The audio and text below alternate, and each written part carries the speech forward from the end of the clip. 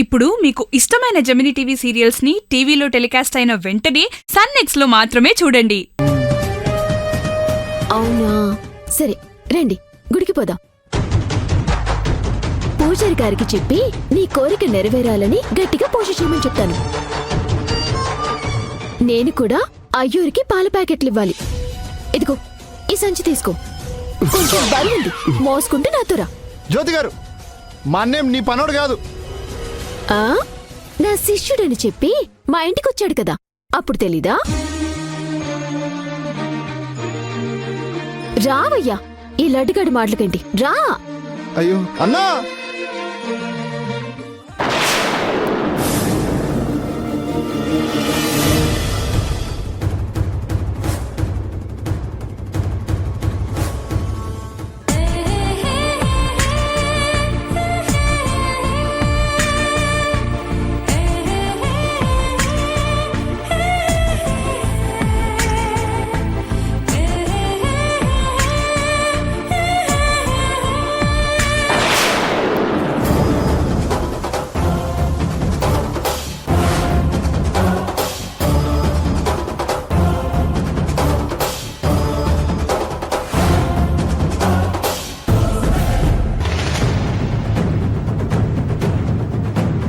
ఈ విషయం వెంటనే అమ్మాయి గారికి చెప్పాలి.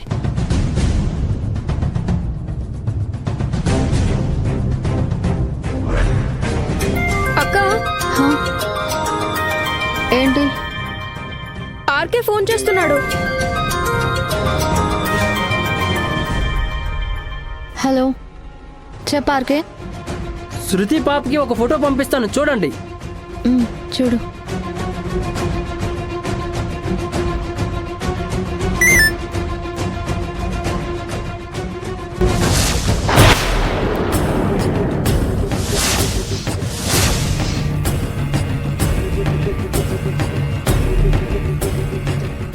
అక్క,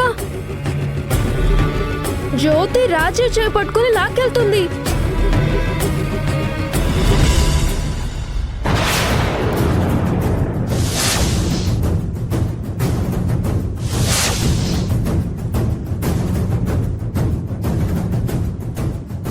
ఆర్కే, ఎక్కడున్నారు వాళ్ళు? అసలు రాజీవ్ జ్యోతిని ఎందుకు కలిశాడు? అక్కడ నువ్వేం చేస్తున్నావు? అదేంటమ్మాయి గారు, మీరే చెప్పారు కదా జ్యోతి ప్రతి మూమెంటు ప్రతి స్టెప్ మీకు తెలియాలని. తన ఎగ్జామ్స్ కి ఎలా ప్రిపేర్ అవుతుందో రోజు అప్డేట్ ఇవ్వమని చెప్పారు కదా. అవును. అందుకోసం తను ఈ రోజు ఏం చేయబోతుందో తెలుసుకుందామని బస్తీకి బయలుదేరాను. దారిలో పాల ప్యాకెట్ తీసుకుని జ్యోతి రావడం చూశాను. మిల్క్ బ్యాగ్ రాజీవ్ ఎందుకు మోస్తున్నాడు? రాజీవ్ మోయట్లేదు అమ్మాయి గారు, జ్యోతియే రాజీవ్ చేత మోయిపిస్తుంది. జ్యోతి ఎలా చెప్తే అలా కీలు బొమ్మలా ఆడుతున్నాడు. తనని రామాలయం వైపు తీసుకెళ్తుంది. అదే రాజీవ్ తో ఫ్రెండ్షిప్ చేయడం ఏంటి? దాని రేంజ్ ఏంటి? నా రాజీవ్ రేంజ్ ఏంటి? దాన్ని ఎలాగైనా ఆపాలి. నేను వెంటనే బయలుదేరి వస్తున్నాను. అలాగే అమ్మా.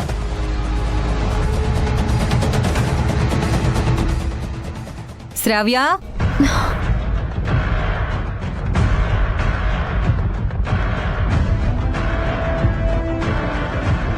ఎక్కడికి వెళుతున్నారే?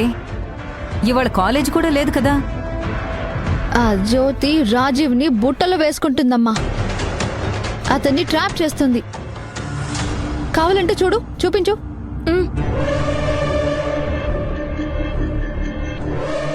చూడు, రాజీవ్ తో మిల్క్ బ్యాగ్ మోపిస్తుంది.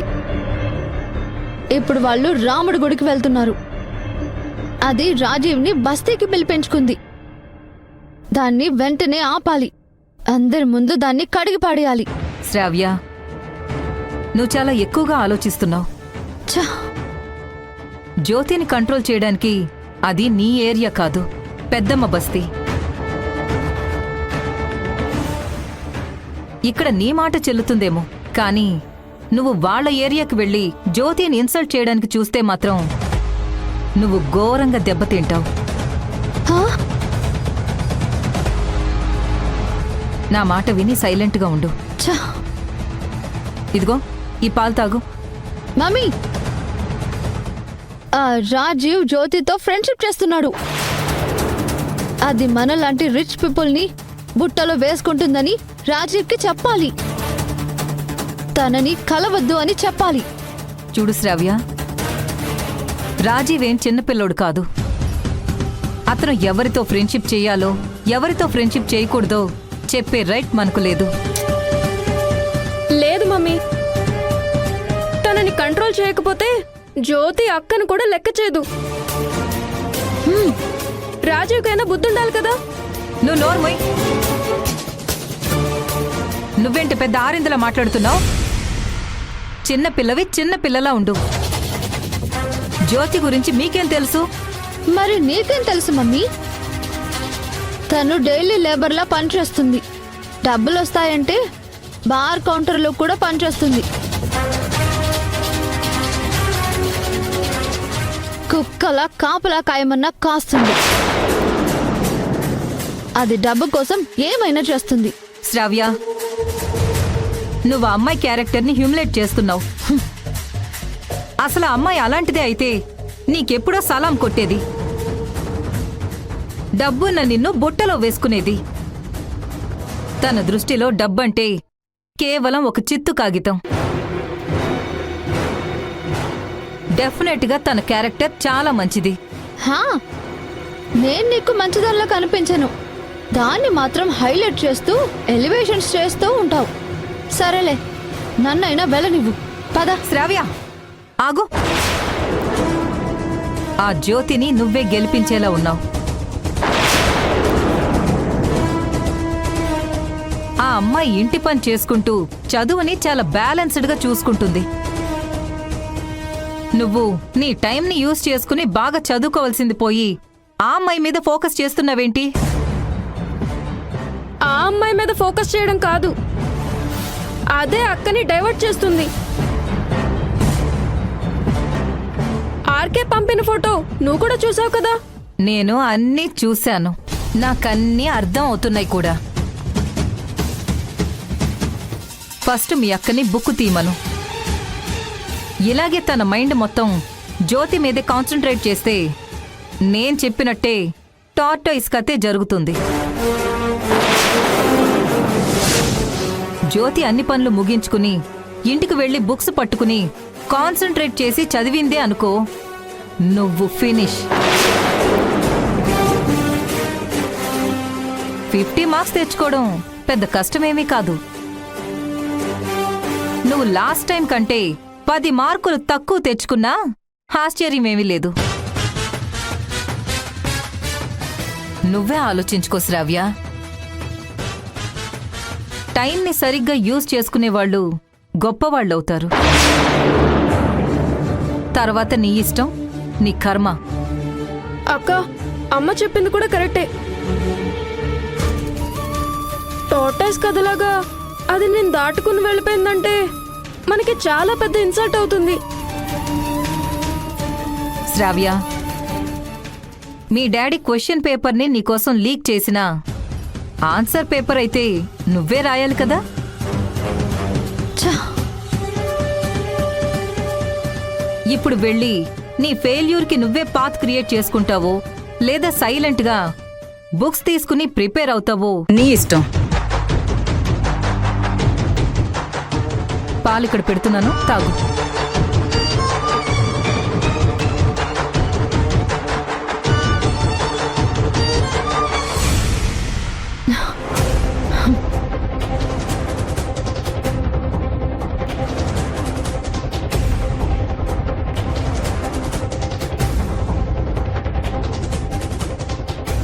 అక్క, మమ్మీ మాట విని నువ్వు బుక్స్ పట్టుకున్నావంటే గ్రేటే. తప్పదే. అమ్మ చెప్పిన స్టోరీలో నేను కుందేలులాగా ఓడిపోకూడదు. గెలవాలి, గెలిచి తీరాలి. అక్కడ వాళ్ళు ఏం చేస్తున్నారు? అసలు రాజీవ్ అక్కడికి ఎందుకు వెళ్ళాడు?